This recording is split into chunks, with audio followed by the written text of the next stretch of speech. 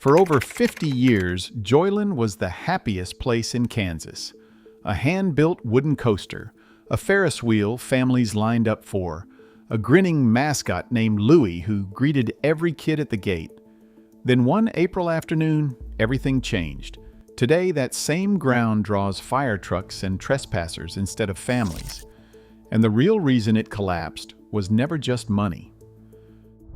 To understand how a place goes from that to this, you have to go back to a broken-down toy. In the early 1930s, a young Wichita man named Herb Ottaway picked up a battered 12-inch gauge miniature steam train out in Fort Scott, Kansas. It barely ran. He fixed it up anyway and started hauling it around to county fairs across western Kansas and eastern Colorado, charging kids a few cents a ride. Nobody looking at that little train would have guessed it was the seed of an amusement park. But Herb, his father Lester, and his brothers had bigger plans. The Ottaway family ran an operation they called Playland in the Plainview neighborhood, right by the Boeing plant that was churning out bombers during the war. Sources vary on exactly when and exactly how many stops came next. Some accounts mention an earlier Joyland on East Central Avenue before the family settled on their final piece of land. What's consistent is the destination, 2801 South Hillside on the south side of Wichita. And on June 12, 1949, that's where Joyland Amusement Park officially opened. The timing wasn't an accident. Wichita was booming. Boeing and Cessna were pulling in workers from all over the region, and a growing population of young families needed somewhere to spend a Saturday. Wichita's mayor, William Salome, showed up to cut the ribbon in front of a crowd estimated at around 2,000 people. There was just one small problem. The roller coaster, the ride everyone actually came to see, wasn't ready yet. It opened a day later than the rest of the park. Nobody thought much of it at the time. In hindsight, it's almost a preview of the next 55 years. Joyland, forever a step behind its own ambition. When the coaster did open, it was genuinely impressive. Built by the Philadelphia Toboggan Company, designed by two of the biggest names in the business, Herb Schmeck and John Allen, it stretched 2,600 feet, dropped 76 feet, and hit 50 miles an hour. Reports place the construction cost somewhere around $75,000, real money in 1949. Early coverage described a park built to hold 10,000 guests, with parking for 1,200 cars and 100 picnic tables. The exact numbers shift depending on which old newspaper clipping you're reading, but the picture is clear enough. This wasn't a couple of rides in a field. This was supposed to be a real destination. And here's the detail almost nobody talks about, because it doesn't sound dramatic on its own. Kansas had no state agency responsible for inspecting the safety of a fixed amusement park like Joyland. Not in 1949, not decades later either. For most of the park's life, that gap wouldn't matter. Everyone was too busy having fun to think about it. For the next several decades, Joyland did exactly what it was built to do. It became the place. Not a place, the place. Historians who've studied the park mark its real peak somewhere between the late 1970s and the early 1990s. And if you grew up in Wichita during those years, you probably don't need a historian to tell you that. By then, the park had grown into something with real personality. The Wacky Shack Dark Ride opened in 1974, a two-story funhouse designed by Bill Tracy, one of the most respected names in the business. And it turned out to be the last project he ever built before he passed away that same year. The Carousel, an Alan Herschel model with 36 hand-painted horses, had been spinning since opening year. There was a 100-foot Ferris wheel from the Eli Bridge Company, installed in 1957. A log flume called the Log Jam. staged gunfights in a mock Old West town called Frontier Town, a giant shoe in Mother Goose Land for the little kids, and near the carousel, an animatronic clown named Louie, playing a vintage band organ, greeting every family that walked past.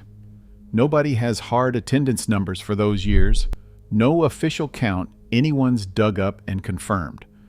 But you don't need a number to describe what Joyland actually was to this region.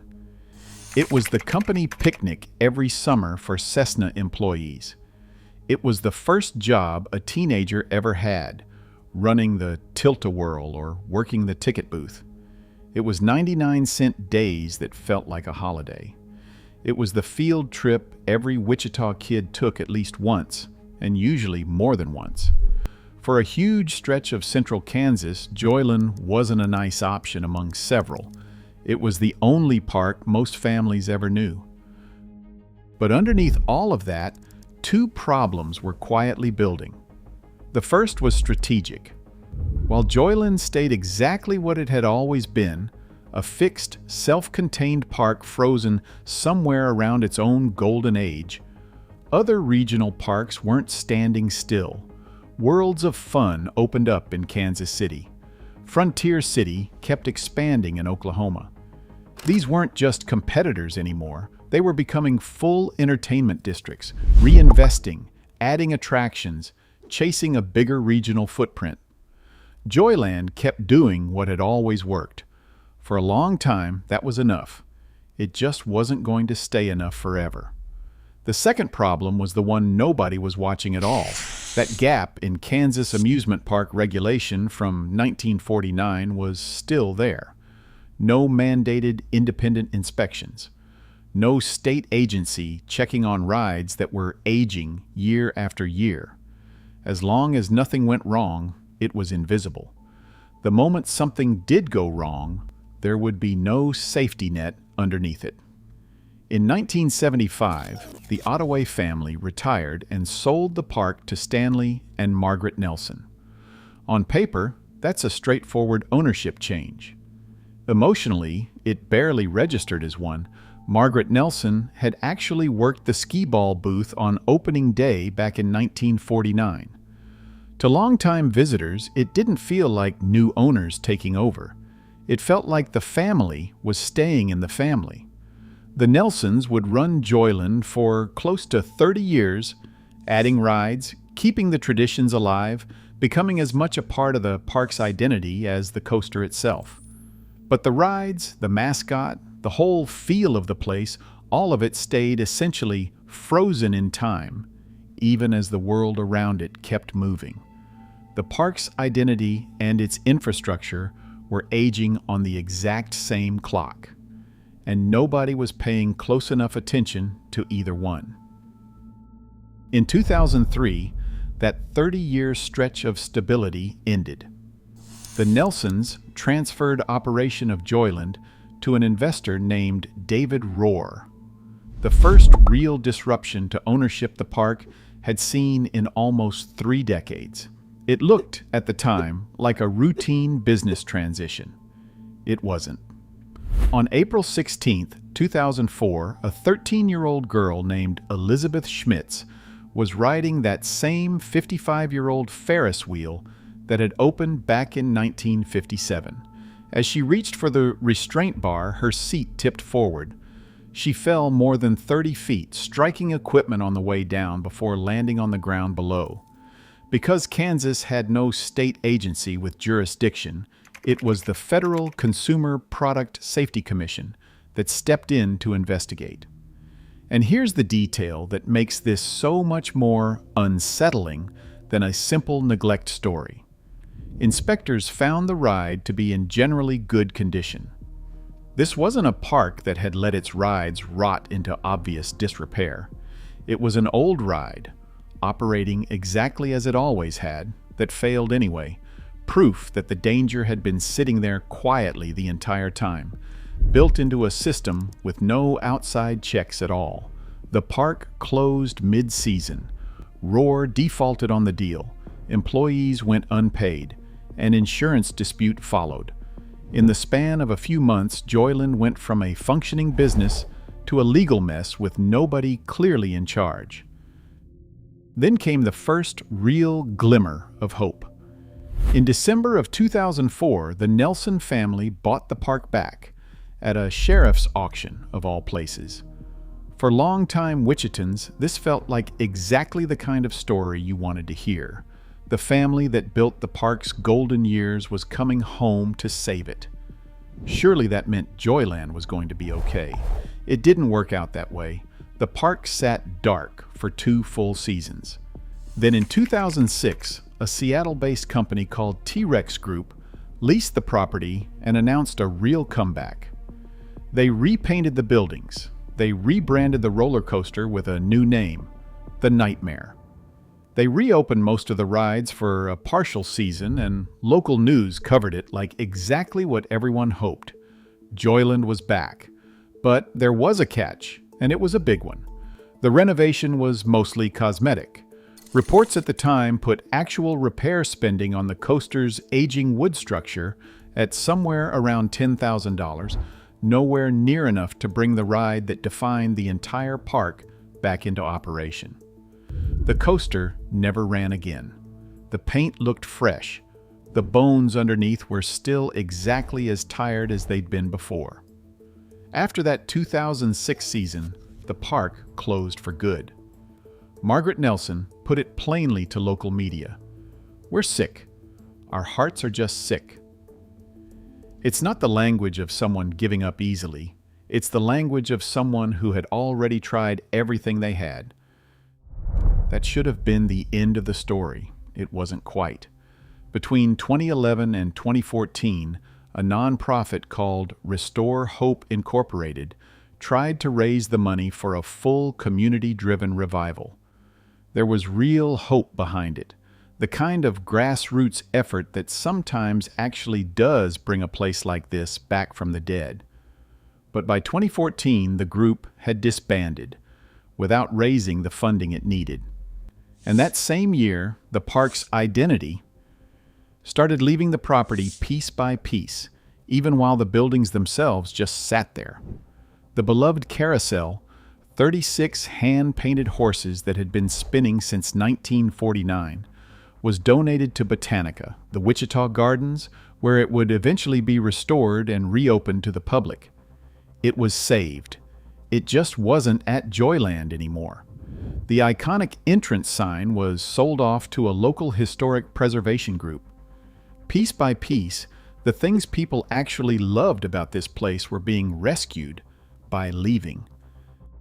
And decay had already started creeping in years before most people would have called it abandoned.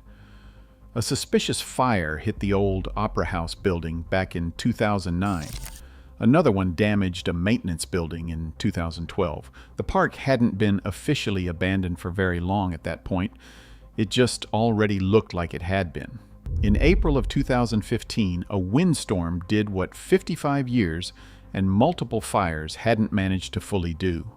It toppled the main peak of the wooden roller coaster, the same structure that had opened a day late back in 1949, that had defined the skyline of the park for decades. What was left standing was fully demolished that July. The one piece of Joyland almost nobody believed would ever actually come down, came down. There's another thread in this story that's harder to sit with, and it deserves to be told plainly rather than sensationalized. Louie the Clown, the animatronic mascot who greeted families near the carousel for decades, disappeared from the property sometime around 2005 or 2006.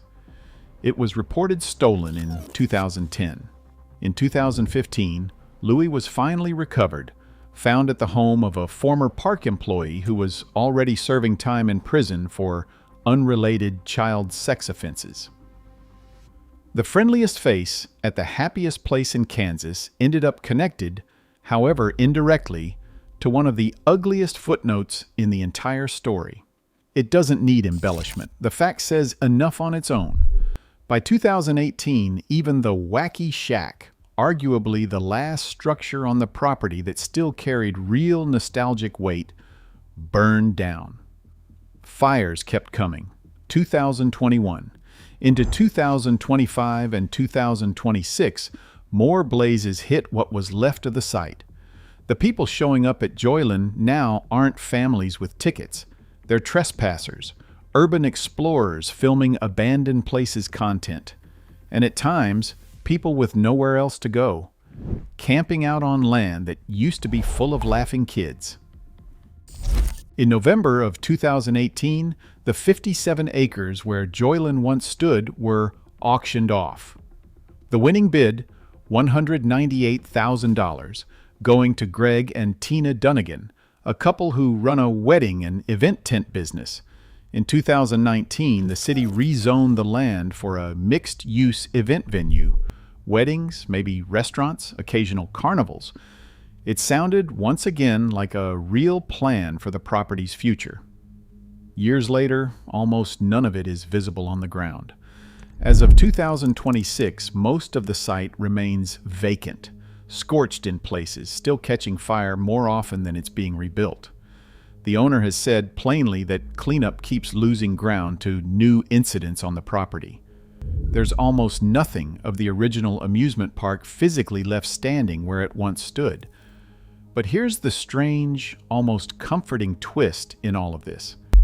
Joyland didn't fully disappear. It's scattered. The carousel still spins, just at Botanica now, delighting a completely different generation of kids who have no idea where those horses came from. The marquee sign lives on with a local preservation group. Several of the original rides were sold off and now operate at a small county fair up in Minneapolis, Kansas. The Ferris wheel, the helicopter ride, still turning, just somewhere else. People who grew up in Wichita still feel the loss.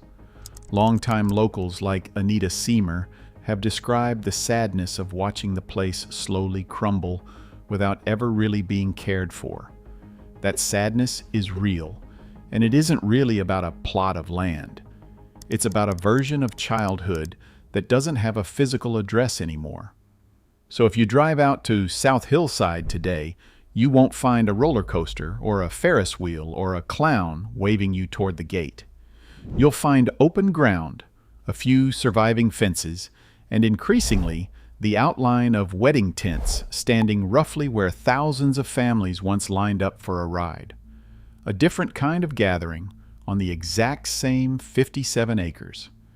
Somewhere else in Kansas right now, a kid is climbing onto a carousel horse that used to live at Joyland, or riding a Ferris wheel that once turned above South Hillside, and they have no idea.